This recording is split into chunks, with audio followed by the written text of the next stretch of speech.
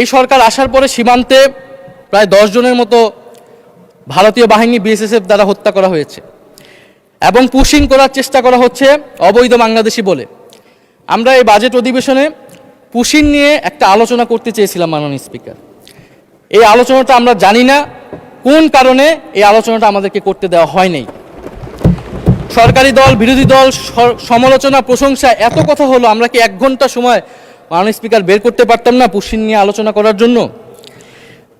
আমরা বিএনপির নামের সাথে জাতীয়তাবাদ শব্দটা আছে, আমরা দেখতে চাই তারা কিভাবে সীমান্ত হত্যা বন্ধ করে মাননীয় স্পিকার, এবং সেই বিষয়ে আমরা সর্বাত্মকভাবে সহযোগিতা করব।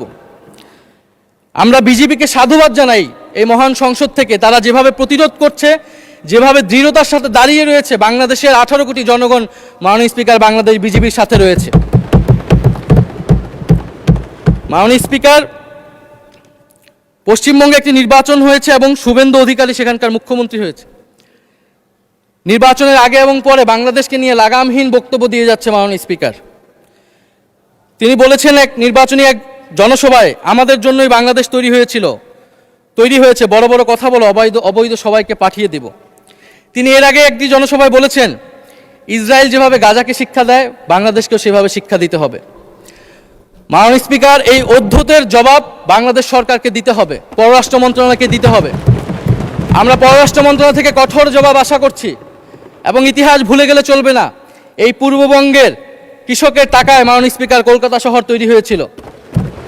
কলকাতা শহর আমরা 1937 সালে বিজয় লাভ করেছিলাম মাননীয় স্পিকার, এবং শ্যামাপ্রসাদ মুখার্জিরা তারা সাম্প্রদায়িক নীতির ভিত্তিতে পশ্চিমবঙ্গ ভাগ করেছিল, যে পশ্চিমবঙ্গ দিবস আজকে নরেন্দ্র মোদী পালন করছে।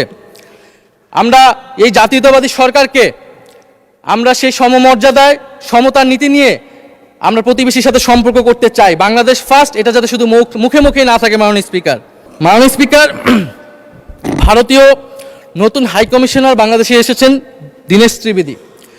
তো ত্রিবেদী সাহেব বাংলাদেশে প্রবেশ করেই ভারতের আকাশ জমি বাংলাদেশের আকাশ জমির সাথে মিলিয়ে ফেলেছে মাননীয় স্পিকার।